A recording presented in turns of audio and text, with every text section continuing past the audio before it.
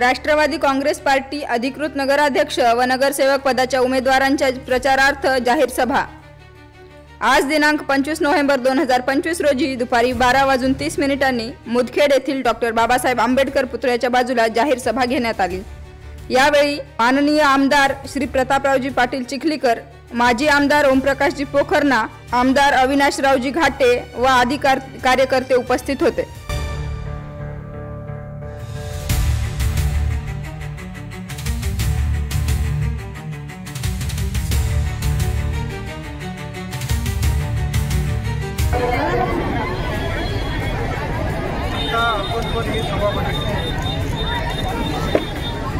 अतिशय मोठा राष्ट्रवादी काँग्रेस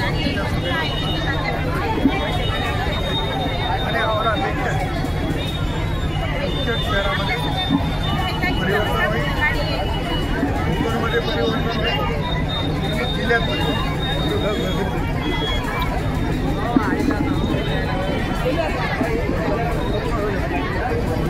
स्टेजवर चाव्या आलेल्या आहेत। अशोकराव चव्हाण काय म्हणाले मला माहिती नाही।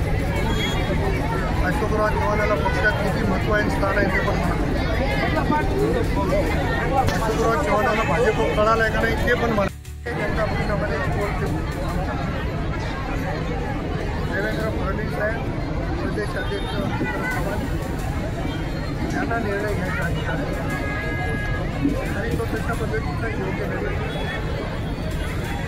यांच्या पोटात आग उठण्याचं कारण त्यांना मराठवाड्याचं प्रमुख केलं आणि यांच्या मुलीला जिल्ह्याचं प्रमुख। वाईट वाटणं स्वाभाविक आहे, पण दिवस ते राहत नाही। काही दिवस असते, काही दिवस निसर्गाचा नियम।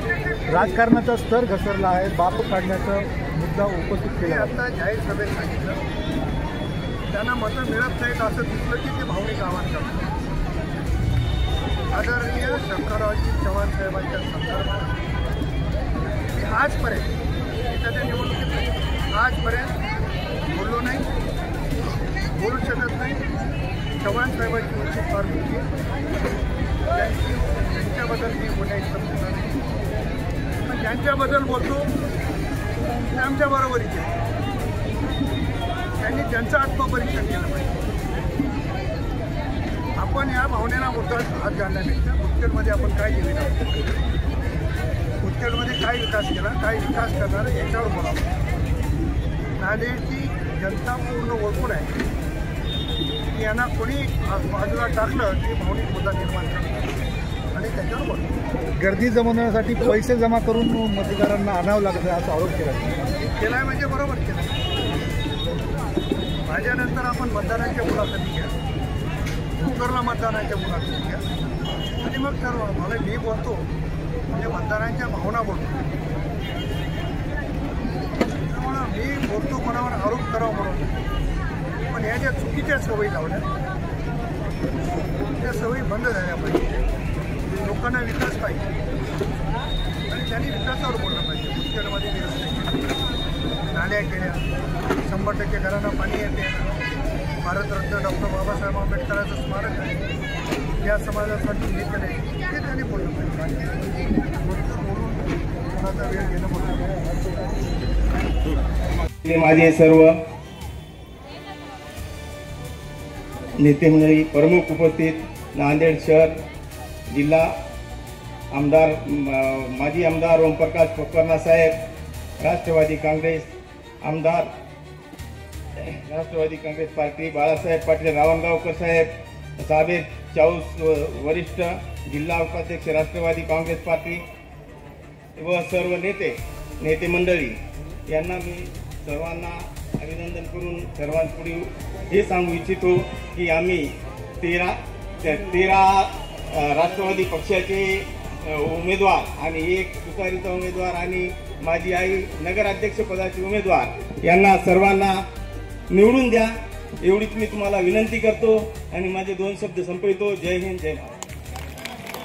मला तुम्हाला एवढं सांगायचं आहे, या धर्माचं जे राजकारण करतात त्यांचं या धर्माच्या राजकारणाला बळी पडू नका। जे बाबासाहेबांच्या संविधानाला मानतात, जे बाबासाहेबांना मानतात आणि जे बाबासाहेबांचं संविधान आहे त्याच्यावरती ते काम करतात, ते अजितदादा पवार सुद्धा या ठिकाणी आम्हाला महाराष्ट्र राज्यामध्ये त्यांची एक विचारधारा आहे, त्या विचारधारेवरती काम करणारे आमचे जे सर्व राष्ट्रवादी काँग्रेस पक्षाचे नेते आहेत त्यांना 2 तारखेला भरभरून त्यांना मतदान द्या आणि निवडून आणा. राष्ट्रवादी काँग्रेस पार्टी या मुखेड शहराचा चेहरा मोहरा बदलल्याशिवाय राहणार नाही. आणि मला 2 शब्द बोलण्याचं मला आणि माझे भाषण ऐकण्यासाठी इथे उपस्थित असलेले सर्व माझे बंधू आणि भगिनींनो, सगळ्यांना माझा नमस्कार. मी आदिती बाबासाहेब चौदमते. मी प्रभाग क्रमांक 4 मधून नगरसेवकसाठी उभी आहे. तसेच माझ्यासोबत प्रभाग क्रमांक ब मधून सूरज कोतली सर हे उभे आहेत आणि अध्यक्षपदासाठी गिरजाताई पसली या उभ्या आहेत. आणि प्रभाग क्रमांक 4 मध्ये जेव्हा गेलो होतो प्रचारासाठी तेव्हा आम्हाला खूप समस्या दिसल्या आणि आम्ही सर्व ठिकाणी फिरलो. त्यामध्ये अशोकानगर आणि मोंड्यापर्यंत सगळा भाग होता. त्यामध्ये आम्ही जेव्हा अशोकानगरमध्ये गेलो तेव्हा लोकांनी आम्हाला जे बोलले ते मी तुम्हाला सांगू इच्छिते. त्यामध्ये ते म्हणत होते की एक गल्ली आहे, त्या ठिकाणी दोन्ही साईडला घर आहेत आणि मध्ये सर्वात लास्टच्या घरामध्ये ज्या दोन्ही ठिकाणी आहेत त्या ठिकाणी एक पूर्ण गटार आहे. त्या गटारामध्ये सगळं सांडपाणी, सगळं सिवेज जे पण आहे ते सगळं तिथे ड्रेन केलं जातं. त्या ठिकाणी एवढे आजार होऊ शकतात तुम्ही विचार पण नाही करू शकत.